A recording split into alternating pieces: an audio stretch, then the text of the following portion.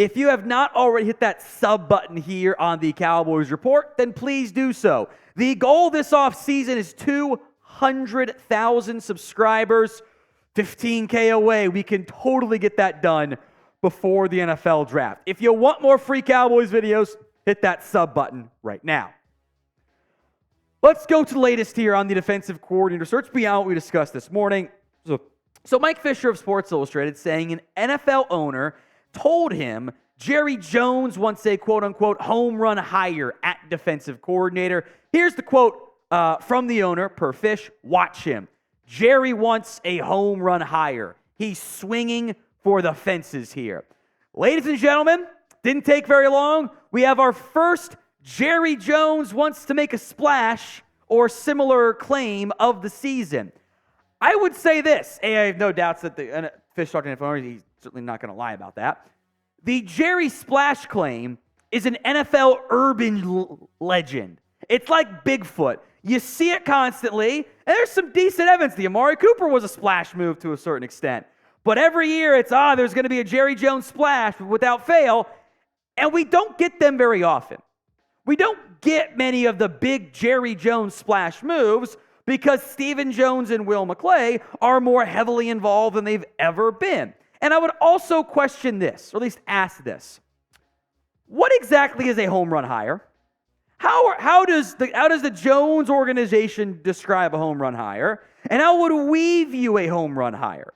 Because I view home runs like, you got Bill Belichick or Mike Vrabel. What are the Cowboys looking at? The Cowboys candidates right now are Mike Zimmer, Ron Rivera, and Aden Durde. Those are the three names who have been publicly linked and reported to be getting defensive coordinator interviews. Could see another name or two added, whatever.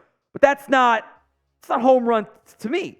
Now, as part of the article, Fish said that Mike Zimmer would be viewed as a home run hire internally. Okay. Actually kind of speaks to bigger philosophical issues I have with this team. That the home run hire is a guy that no NFL team has had coaching for the past 2 seasons. I'm not saying Zimmer would be a bad hire, but home run? We sure about that? It seems like a boomer home run hire, which is kind of what the search is to a certain extent. I will say this, handicapping the race right now, I would bet money on Mike Zimmer being your next defensive coordinator. Again, I'm not saying it's a bad thing. I think of your options, probably the one that's the best one right now. But home run, that's not what I would describe there. So will Mike Zimmer be the Cowboys defensive coordinator this upcoming season? Y for yes, N for no. It's the pinned comment on today's video. So if the ad comes here on YouTube, take advantage of it. Head down there and go vote. Other possible options, like do any of these guys who have not been linked to job interviews for the Cowboys, Martindale kind of has. Al Harris, I know a lot of you guys want to interview him. Thought about that earlier this morning. Brandon Staley. Are any of those home run hires? I don't think so. The other big names that were kind of mentioned in Fish's article, Bill Belichick, Pete Carroll, Mike Vrabel, those would be home run hires. I think all three guys, especially Belichick and Carroll, aren't going to coach us this upcoming season, but the Cowboys not really going at those guys. So again, for me, what is a home run hire? What is an all-in season? What is the goal? Like, is this other NFL owner going, Jerry wants the splash because that gets reported every single offseason? Or is it they want a home run hire by their standards, and they add Mike Zimmer, and they hit a home run at a softball field? Or the Celebrity All-Star Game home run? Or it's not really a home run, but when you move the fences in, it feels like a home run. I don't know. Overall, I'm just I'm whelmed by this defensive coordinator search. I think you'll be fine. I don't think you're going to have a home run. If you get a nice single or double, maybe that's fine in the end. But I also wouldn't presume to say you hit a ground rule double and you're saying home run, home run. That's not what a home run is. Now, today's show is made possible by Game Time. And if you are going to Vegas for the big game, Game Time has the best deal out there for you. $100 off when you use promo code VEGAS100 at GameTime.co and create your account. That is eligible for all users, not just new users. Anyone who is at any point used the Game Time app, if you've used previous codes to get $20 off or whatever, Vegas 100 also works for you for the big game. If you're not going out to Vegas for this year's big game, that is okay. You can still get $20 off your first purchase with promo code CowboysChat.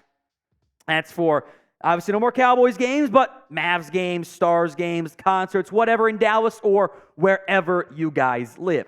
So to recap, 2 promo codes you can use right now on Game Time. Number 1, $100 off a big game ticket when you use promo code VEGAS100, VEGAS 100 at GameTime.co, or promo code CowboysChat gets you $20 off whatever your purchase is. That, of course, the big game ticket deal, only valid for that. Promo code CowboysChat, valid for whatever you are looking to buy tickets for. Sports, music, comedy, theater, etc.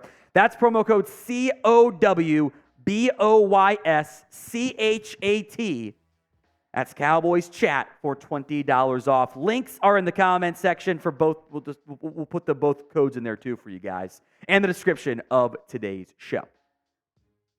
ESPN's Matt Miller debuted a new 2-round mock draft. I figured we'd break down the Cowboys picks here. He had Keon Coleman out of FSU as the round 1 selection. Now, I like Coleman's size, contested catchability. As you'll see, although I like Coleman, I don't know if it would have passed on some of the other available options. Here was the argument from ESPN. Though Brandon Cooks made a big impact as the 23 season progressed, Dallas is a running mate for CeeDee Lamb since trading Amari Cooper. Coleman, a 6'4", 250-pound receiver, 11 scores on catches in his lone year at Florida State, following his transfer from Michigan State. He needs help separating at times, but would face the opposing team's quarterback too. Would be light work given his size, catch radius, and toughness running through contact. If ESPN's right here, Matt was right. If you crave separation in your receiver, Keon Coleman is not for you. If you want a bigger body, more typical X quote-unquote receiver who brings you size and some highlight reel contested catch stuff, good news. Coleman certainly checks off that box. It's a good receiver class, though. Maybe you don't want to take a receiver early. In that case, the next 5 picks are all very intriguing to me. Maybe a little bit less so for Cooper DeJean, but I'll make note of him. Troy Fautanu, J.C. Latham, and Jackson Powers-Johnson all off the board with those next 3 picks.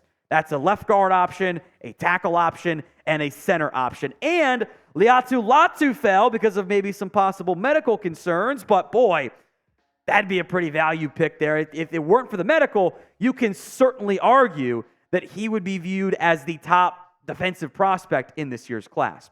So for me, even though I like Keon Coleman, I might end up being a top 25 player for me, tough to pass on some of those other guys. Maybe that's not the route you would want to go with the way that board fell for the Dallas Cowboys.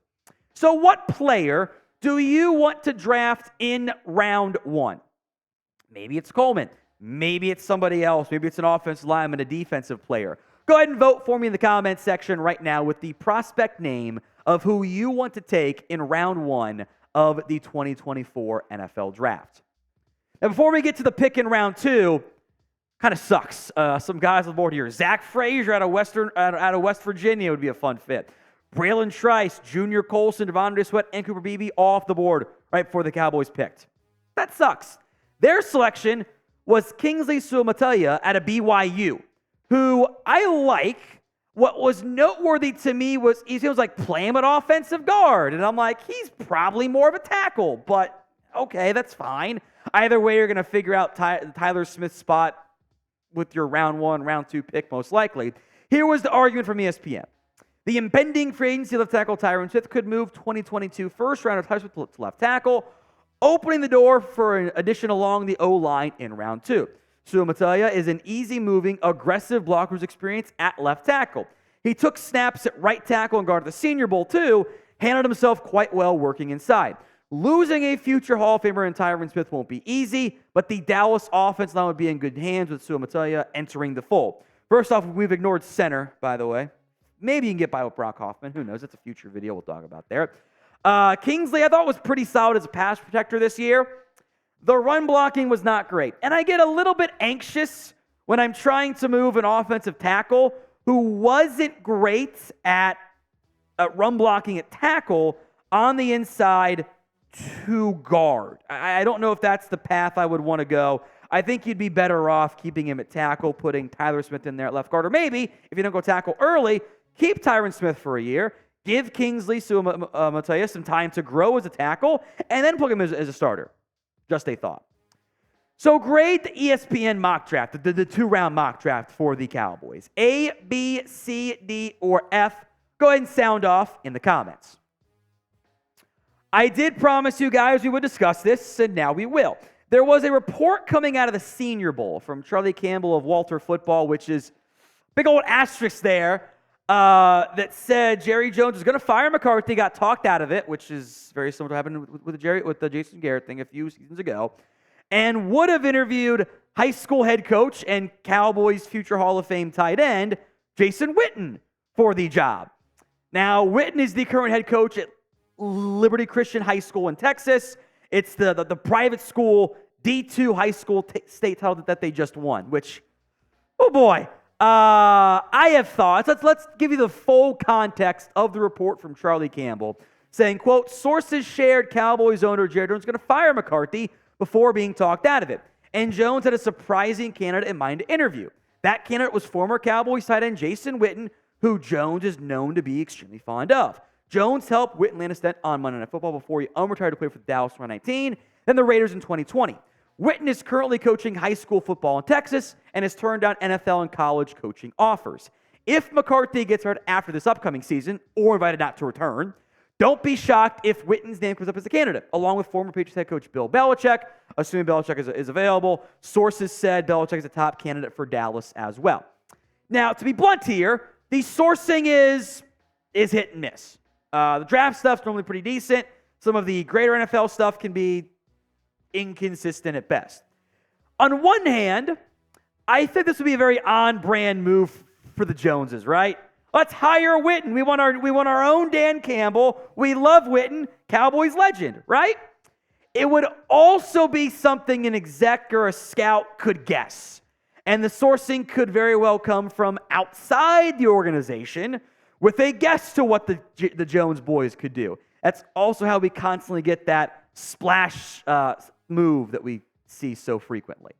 I've got more thoughts on this. Who do you think will be the Cowboys head coach in 2025? Go ahead and vote for me in the comments section right now. I love Witten. I want to be clear on that. Hiring Jason Witten as your head coach is a terrible idea. It is a horrible idea and solution to your coaching woes. Ignore the name. But then it's not Jason Witten, someone you're so familiar with.